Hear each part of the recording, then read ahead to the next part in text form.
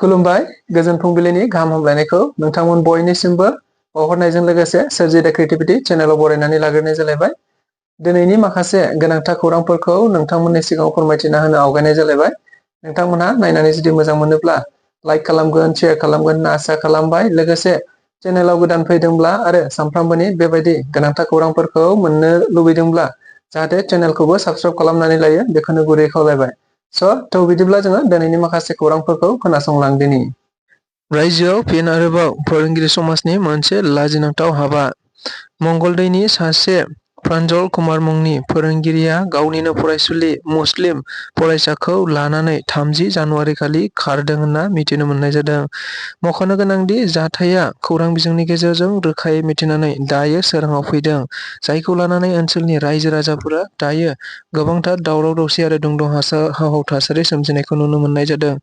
मिथिनो मोननाय बायदिब्ला 30 जानुवारि खालि प्रान्जल कुमार मुंनि सासे हिन्दु फोरोंगिरिया दरं जिल्लानिनो सिङाव थानाय बालिका बिद्यालयनि सासे गावनिनो 12 थाखोआव फरायनाय मुस्लिम फरायसुलिखौ लानानै खारदों होनना मिथिनो मोननाय जादों।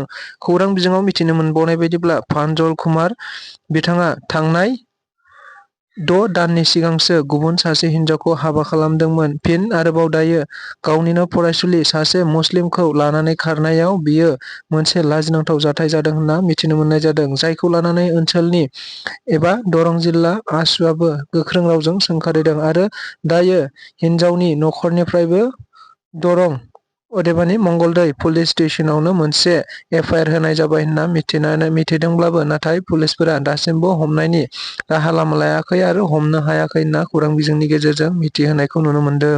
प्रमद बर' बिथाङा से नाम्बार थगायसुला। मानोना बिथाङा गोदो दुलाराय बर' फरायसा आफादाव थानाय समाव आरो सोमावसारनाय समाव बुंदोंमोन एमएलए, एमसिएलए, बिसिडिसिनि मासिगिरि मन्थ्रि सिप जानायनि सिमां गैया आरो जाफैनाय जानाय नङा होननानै बिथाङा बुंदोंमोन। नाथाय दायो प्रमद बर'आ बिटिसिनि सिप जानानै दं। बेनिखायनो प्रमद बर'आ 1 नाम्बार थगायसुला। बे बाथ्राखौ बुंथिनानै होदों बिपिएफनि सासे दैदेनगिरि कास्टम बसुमतारी बिथाङा। मिथिनो मोननाय बायदिब्ला 2025 मायथाइयाव बिटिसिनि बिसायख'थिया आसामनि गिबि मन्थ्रि डक्टर हिमन्त बिश्व शर्मा बिथाङा फोसावनानै होलांखानाय बायदियै सेप्तेम्बरनि सिगांनो जानानै थांगोन। जायखौ नोजोर बोनानैनो बिपिएफ राजखान्थि दोलोआ दायो गुबुन गुबुन जायगायाव गुबुन गुबुन सुबुंफोरखौ लानानै बायदि राजखान्थियारि हाबाफारिफोरखौ लानाय नुबाय थादों। जायनि गेजेरावनो बिपिएफनि सासे दैदेनगिरि कास्टम बसुमतारी बिथाङाबो गुबुन गुबुन समाव गुबुन गुबुन हाबाफारियाव बाहागो लानानै गोबांथार बाथ्रा बुंबोबाय थानायखौ खौरां बिजोंनि गेजेरजों नुनो मोनबाय थादों। बेबायदिनो मैयाबो आरोबाव बिथाङा खौरांगिरिफोरनि सिगाङाव बुंदोंदि थारैनो रायजो राजाफोरा प्रमद बर' अदेबानि हारियारि माहारिफोरनि बाथ्राफोरखौ लानानै गोबांथार लोब लोब ओंखारदोंमोन, राजा लामा जथेदोंमोन आरो बेनि अनगायैबो गोबां सोमावसारनायाव बाहागो लादोंमोन। नाथाय प्रमद बर'आ गावनि खोथा होनाय बायदियै दायो मोनसेबो हाबाफारिफोरखौनो रायजो राजाफोरनि थाखाय मावनानै होआखै। अदेबानि बिथाङा सोमावसारनाय समाव बुंदोंमोन दि एमएलए, एमसिएलए, बिसिडिसिनि मासिगिरि आरो चिफ जानायनि मोनबो सिमां गैया होननानै। नाथाय दायो बिथाङा गावनो चिफ जानानै दं। बेनिखायनो प्रमद बर'आ सासे 1 नाम्बार थगायसुला होननानै बिथाङा गोख्रों रावजों खौरांगिरिफोरनि सिगाङाव बुंथिनानै होदों। जापाननि सासे थुनलाइगिरि मियाकी साकुराकी बिथांखौ बर'नि दख'ना गाननानै हाबाफारियाव बाहागो लानायखौ नुनो मोननाय जादों। मख'नो गोनांदि देग्लाय 2025 मायथाइनि 4थि थुनलाइयारि फोरबोआ मैया 1 फेब्रुवारि खालि जागायबाय आरो सानथामसिम बे हाबाफारिया सोलिबाय थागोन। जेराव भारतनि गुबुन गुबुन रायजोफोरनि अनगायैबो गुबुन गुबुन हादरनिफ्राय थुनलाइगिरि बिथांमोनहाबो बाहागो लाफैनायनि अनगायैबो अनलाइननि गेजेरजोंबो खन्थाइ आवरायनाय आरो थुनलाइयारि हाबाफारियाव बाहागो लागोन होननानै खौरां बिजोंनि गेजेरजों मिथिनो मोनदों। मैयानि जागायनाय हाबाफारिखौ गुबैयै बिटिआरनि गाहाय मावफुं सोद्रोमा प्रमद बर' बिथाङा बेखेवनानै होलांबाय होनना मिथिनो मोननाय जादों। जेराव मैयानि जागायनाय हाबाफारियावनो जापान हादोरनि सासे थुनलाइगिरि अदेबानि खन्थाइ लिरगिरि मियाकी साकुराकी बिथांखौ गुबैयै क'क्राझारनि गासै हाबाफारियावनो बर'नि दख'ना गाननानै हाबाफारियाव बाहागो लानायखौ नुनो मोननाय जादों। लोगोसेनो बिथाङा बर'फोरनि दख'नाखौ गाननानै जोबोद गोजोननाय फोरमायदों आरो बर' जायगायाव फैनानै गोबांथार गोजोननाय फोरमायनायखौ नुनो मोननाय जादों। देग्लाय 2025 मायथाइनि इउनियन बाजेटखौ गुबैयै खुंफुंलांबाय होनना खौरां बिजोंनि गेजेरजों मिथिनो मोननाय जादों। 2025-26 मायथाइनि इउनियन बाजेटखौ मैया पार्लियामेन्टआव आथिखालनि फाइनान्स मिनिस्टार निर्मला सीतारमण बिथाङा बेखेवथिनानै आरो बुंथिनानै होयो होनना मिथिनो मोननाय जादों। मख'नो गोनांदि गोबांथार बाजेट लानायफोरनि गेजेराव थारैनो मोनसे बाजेटआ अदेबानि रांखान्थियारि बिथिंनि बाजेटआ गोबांथार खौरां बिजोंफोरनि गेजेरजों गोसारनायखौ नुनो मोननाय जादों। जेराव बोसोराव 12 लाख खामायग्राफोरनि खमनि बिथांमोनहा गरसेबो सुद होनांनाय नङा होननानै मिथिनो मोननाय जादों। लोगोसेनो बेनि गेजेरावनो 12 लाखनिफ्राय 15 लाखसिम खामायग्रा बिथांमोननि टेक्सआ गुबैयै 15%, 15निफ्राय 20 लाख खामायग्रा बिथांमोननि सुदआ गुबैयै 20%, 20निफ्राय 25 लाख खामायग्रा बिथांमोननि सुद अदेबानि टेक्सआ 25% खालामनाय जादों होनना मिथिनो मोननाय जादों।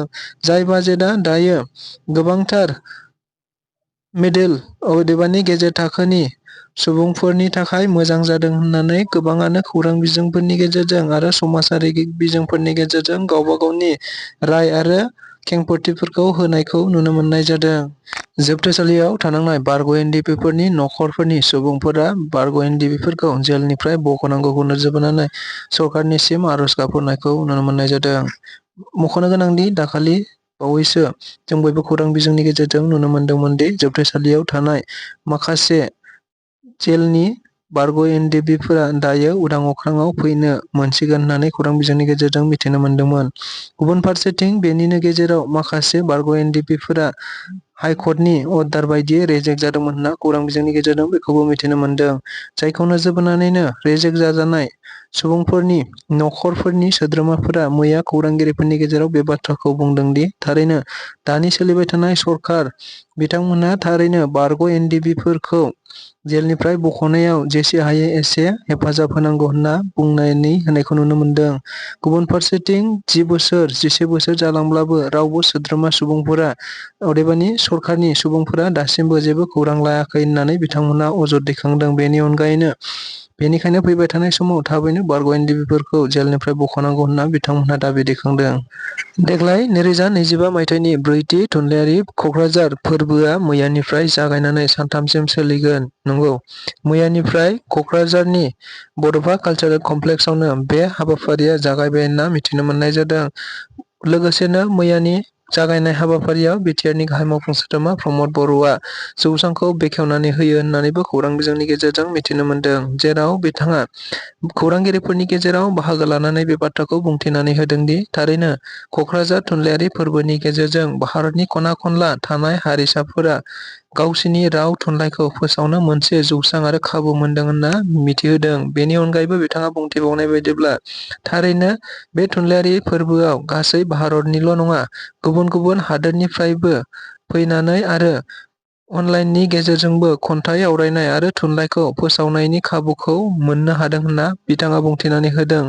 मख'नो गोनांदि बे हाबाफारियावनो दुलाराय बर' फरायसा आफादनि मानगोनां आफादगिरि दिपेन बर'आबो मैया बेखेवनाय हाबाफारियाव बाहागो लानानै खौरांगिरिफोरनि सिगाङाव बुंथिनानै होदों दि थारैनो क'क्राझार थुनलाइयारि फोरबोआ जोंनि थुनलाइ आरो हारिमुखौ मुलुग दरबाराव गोसारहोनायाव एसेब्लाबो मैखोम बिफाव लादों होननानै बिथाङा बुंथिनानै होदों। लोगोसेनो बे हाबाफारियाव गोबांथार गुबुन गुबुन हादोरनिफ्रायबो थुनलाइयारि बिथांमोनहा बाहागो लाफैनानै जोंनि जायगानि ओनसोलनि थासारि आरो जोंनि थुनलाइ हारिमुखौ बिसोरबो मिन्थिलांदों होननानैबो बिथाङा बुंथिनानै होनायखौ नुनो मोननाय जादों।